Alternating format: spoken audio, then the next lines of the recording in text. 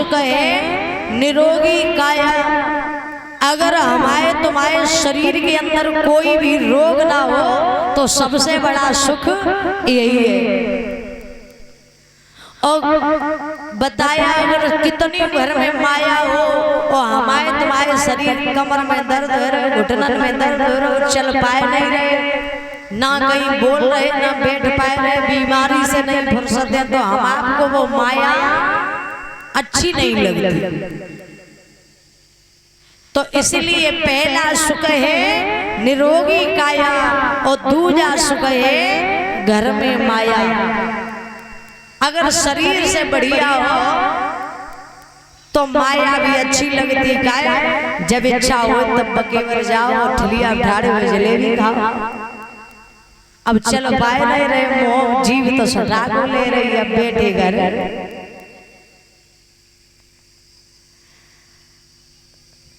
अगर शरीर से सही तो माया भी अच्छी है। और अगर जे दोनों सुख हैं तो तीसरा सुख भैया, जिसके घर में अगर नारी सुलक्षणी आ जाए तो मान ले वो घर स्वर्ग ही स्वर्ग है। और कुलक्षणी पैदा हो गई आ गई तो तुम कितनों कमाइयों को पता ही नहीं चले, सब जीव की ओर सा। और फैशन के तौर पे गारंटी की इच्छा ना करें। हाँ कितना भी कमाओ सब साफ। तो अगर श्रीमती घर में अच्छी है तो मान लो घर स्वर्ग ही स्वर्ग है। और बेव ठीक है तो सबसे बड़ा सुख है भैया, जिस व्यक्ति के यहाँ भगवान इंसान और संतान दे रहा है तो संतान प्रभु दे तो ऐसी दे कैसी, माँ बाप के संस्कारों पे चलने वाली। और अन्यथा ना दे उसमें सुकून होता है। क्योंकि कि अगर कोई संतान को दुखी है तो कोई संतान से दुखी है। कोई तो सोच रहा भगवान हमारे लड़का नहीं लड़की पैदा हो जाए, लेकिन कोई सोच रहा भगवान हमारे लड़का सपा चले जाए नॉट हो जाए तो बढ़िया है।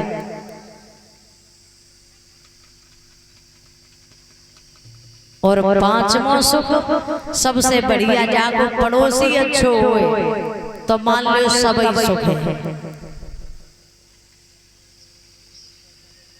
बोलिए गोविंद भगवान की। तो बताया महाराज आत्मदेव ब्राह्मण बच्चे अच्छे ब्राह्मण हैं, सीधे साधे हैं, लेकिन उनकी नारी जो धुंधली है बड़ी करीक्षा थी।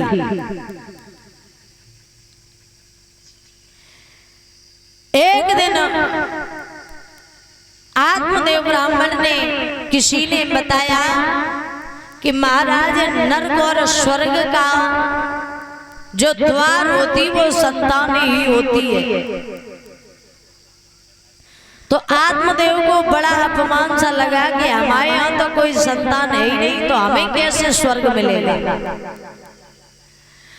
विचार किया, बोले हम घर बार छोड़ करके सब निकले ही जा रहे हैं।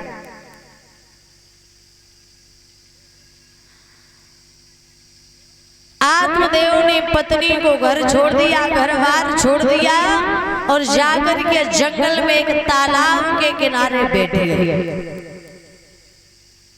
जब एक तालाब के किनारे बैठे हैं तो एक महात्मा जी आए, उन्होंने पूछा कि ये बताओ आप यहाँ कैसे बैठे हो।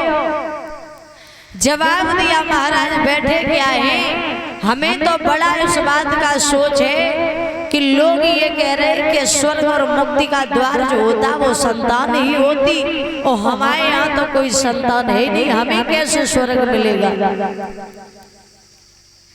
जवाब दिया तुम्हें किसी ने बहका दिया। क्यों कि आज के संसार में सिर्फ कर्मों के अनुसार मुक्ति मिलती, नरक और स्वर्ग संतान किसी को नरक और स्वर्ग नहीं दिला पाती है। महाराज को महात्मा समझाते हुए बोले हैं आत्मदेव से कि सुनो ब्राह्मण,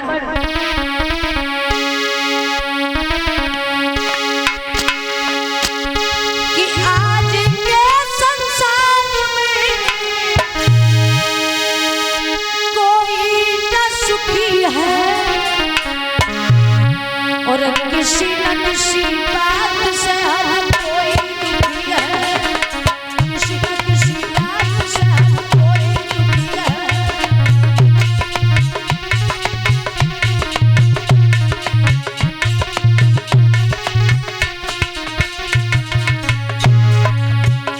ब्राह्मण जी आप दुखी नहीं हो, क्यों कि इस दुनिया में कोई सुखी नहीं है, आपसे ज्यादा दुखी है। आप क्यों इतने दुखी हो रहे हो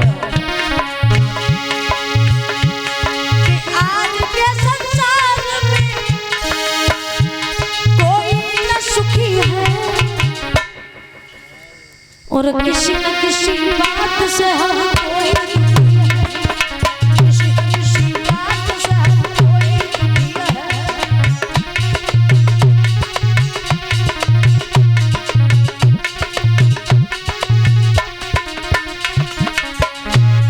जवाब दिया ब्राह्मण ने, क्यों? कोई दुखी संतान से कोई संतान को,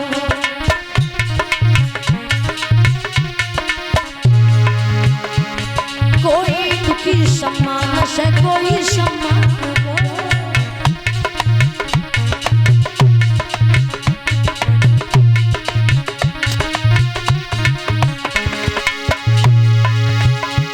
ये विधना ने कैसी, ये विधना ने कैसी तकदीर रची है और किसी न किसी बात से हर कोई दुखी है, किसी न किसी बात से हर कोई दुखी है।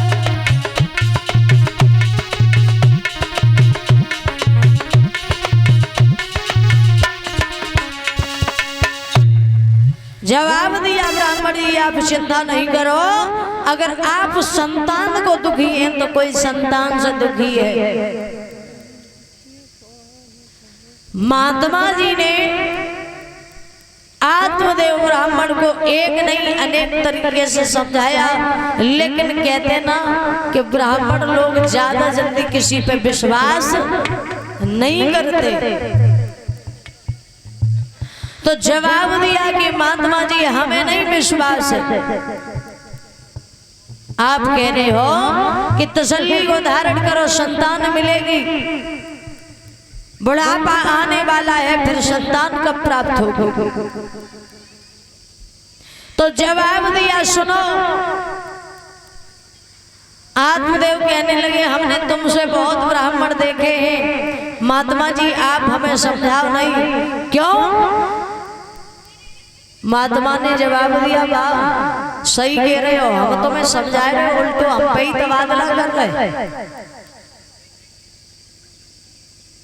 महात्मा जी ने जवाब दिया कि सुनो राजन, अगर आपको ज्यादा अफसोस है तो मैं आपको एक फल दे रहे हूँ, ये फल ले जाकर के अपनी पत्नी को खिला देना। और पहले की कहीं भी देखना, आप पहले की तो छोड़ो, पहले भी देखना और अब भी देखना, और हमारी समझ में तो यही दो बातें आती हैं, क्या? 4 वेद 6 शास्त्र 18 पुराण और काऊ कहानी, काऊ किस्सा और काऊ फिल्म। कहीं भी देखना अंत में उसका उत्तर यही निकलेगा, दादा अच्छे के साथ अच्छा और बुरे के साथ बुरा। बाद में उत्तर उसका यही आता है। कई दुनिया में हम आप देखें, क्यों कि जैसा हम आप करेंगे वैसा हम आपको भोगना पड़ेगा। कहावत नहीं कहते भैया पूरी पे गुना सब काऊ करो।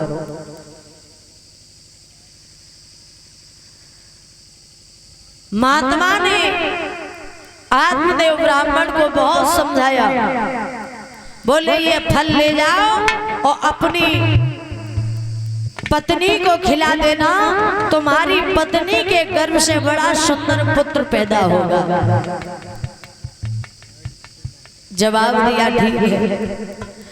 आज ब्राह्मण जी उस फल को लिया और जवाब दिया, सुनो महात्मा जी हमें लग रहा तुम नए नए महात्मा हुए हो, क्यों कि काय बन बैठे बाबा, कि काय बन बैठे बाबा, रखाई नहीं जटा काय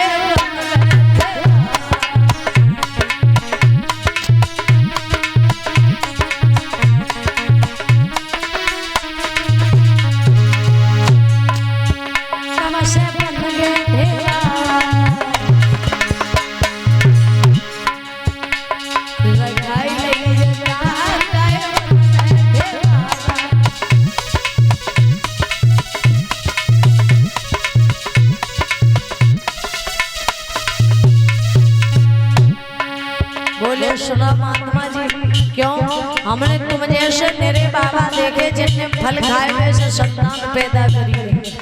कैसे? ऐसे ऐसे बाबा भी गलियन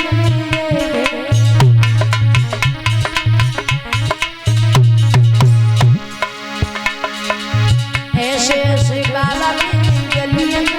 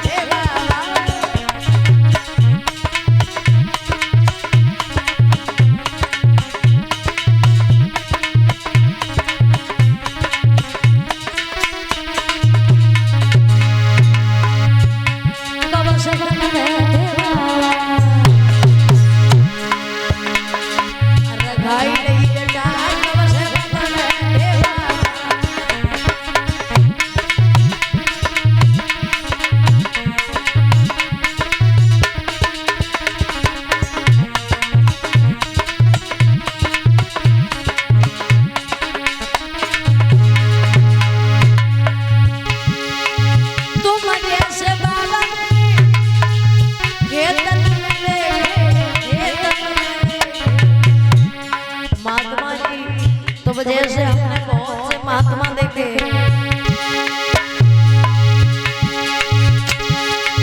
तुम जैसे बाबा खेतन में देखे, खेतन में देखे लला जिनके हाथ में घूर पिया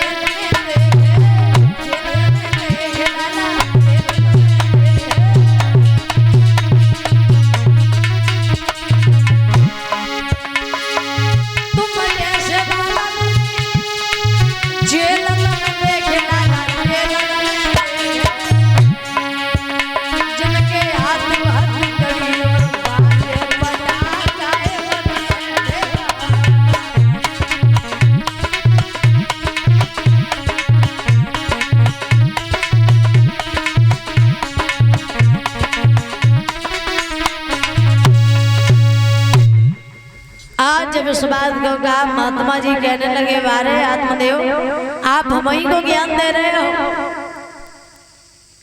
मैं आपको संतान देने का उपाय बता रहा हूँ, आप हमई से ये कह रहे हो। और हकीकत ये बात है,